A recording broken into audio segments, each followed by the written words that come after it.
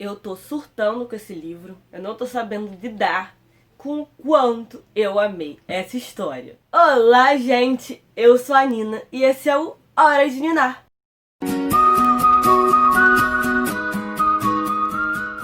Hoje eu vim trazer pra vocês um vídeo que eu tava devendo, que é a resenha de Corte de Névoa e Fúria. Que livro foi esse? Esse livro me conquistou. Eu tô muito apaixonada. Então hoje eu não podia vir aqui falar de outra coisa.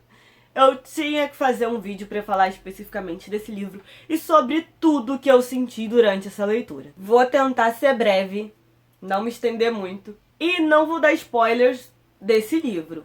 Mas, caso você ainda não tenha lido Corte de Espinhos e Rosas, obviamente qualquer coisa que eu falar vai ser spoiler pra você, porque esse livro é o segundo da série. E antes de começar a resenha, quero lembrar que caso você se interesse por comprar Corte de Névoa e Fúria, por comprar qualquer outro livro da série Cotar, ou por comprar absolutamente qualquer coisa na Amazon, compre pelo meu link que você apoia muito o Hora de Ninar e não paga nada mais por isso. Então é isso, gente. Recado dado. Agora sim, vamos à resenha de Corte de Névoa e Fúria. Esse tijolão que tem mais de 650 páginas. Eu comecei a ler e eu não conseguia pensar em mais nada. Acontece muita coisa nesse livro, mas ele é um livro de transição.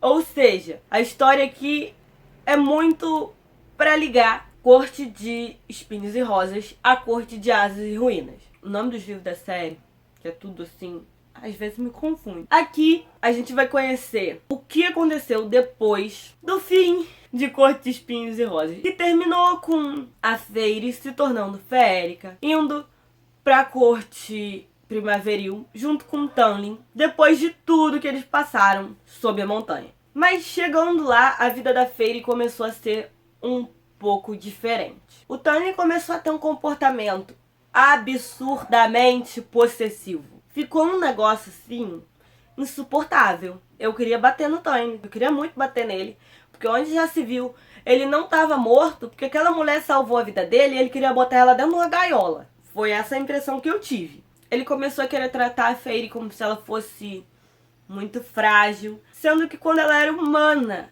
ela salvou a vida dele.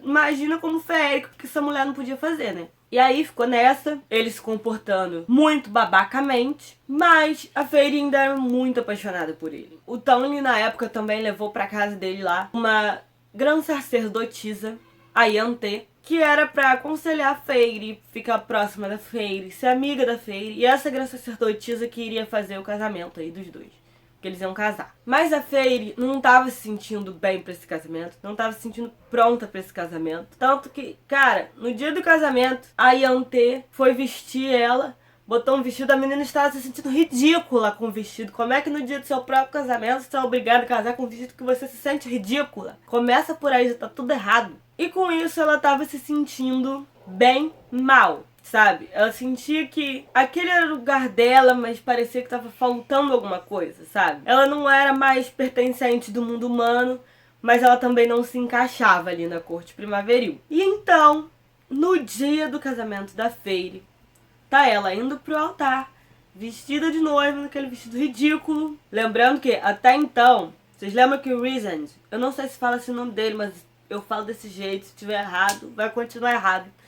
Que são um nome muito difícil, não vou aprender a falar assim. O Rhysand, ele tinha feito um acordo com a Feyre quando eles estavam sob a montanha. Mas ele ainda não tinha cobrado esse acordo, que era dela passar uma semana por mês na casa dele. No dia do casamento, a Feyre começou a gritar em pensamento que ela não queria casar e que ela queria que qualquer pessoa, qualquer um que pudesse escutar, salvasse ela pra ela não precisar casar. E quem apareceu? O Rhysand. Chegou lá no meio do casamento. Oi, gente, vim cobrar o acordo. Tamlin quase teve um troço, mas ele não podia fazer nada. Então, Feyre pega e vai junto com o Rhysand pra corte noturna. Até então a gente não sabia muito bem sobre o Rhysand, sobre as intenções dele, o que ele queria. Porque no primeiro livro a gente vê o Tamlin falando muito mal dele. Na verdade aqui também o Tamlin tava falando muito mal dele. O Tamlin tá sempre falando muito mal do Rhysand. recalque, né, amores? Mas o Rhysand teve comportamentos, até mesmo sob a montanha, que foram muito honrosos. Ele realmente ajudou a Fairy de verdade, ele foi legal com ela de verdade. Então a gente fica meio que sem saber. E a Fairy chega na corte noturna. A princípio ela troca farpas com o Rhysand. Na verdade eles trocam muitas farpas, porque ela acha que ele tá sendo ruim de fazer isso. Mas ele pega e explica pra ela: eu só apareci lá pra cobrar o acordo porque você estava gritando na minha mente que você queria que qualquer pessoa que pudesse te ouvir te salvasse. É nesse pedaço aí que a gente descobre que, por causa do acordo que eles fizeram, eles falam aí, eles têm uma ligação mental. Mas o Rhysand chegou e falou assim pra Fairy, quando ela tava lá: você não é obrigada a aturar minha companhia, então eu vou te deixar em paz. Mas eu também não vou te deixar à toa. Você vai aprender a ler e escrever. E ele botou ela pra aprender a ler e escrever, escrevendo frases sobre a beleza do Rhysand e como ele era magnífico. Isso fazia ela ficar bem com raivinha dele. Ele incentivou ela e ela aprendeu aí a ler e a escrever. Além disso, ele começou a trabalhar com ela para ela treinar os próprios escudos mentais, para que não fosse tão fácil simplesmente qualquer férico que tivesse esse poder ler a mente dela, né? Então, ela ficou lá meio que treinando, de certa forma. Aí, deu uma semana, foi a Fairy de volta pra casa na corte primaveril. Chegou lá, começou primeiro, né, Stanley a interrogar ela, queria saber tudo sobre a corte noturna e que não sei o que, e blá blá blá. Começou a dar uns rompantes, dar uns surtos de ciúme, umas crises. Ser super abusivo, entendeu? E tudo que acontecia ele ficava estressadinho, destruía um cômodo, destruía um pedaço da casa.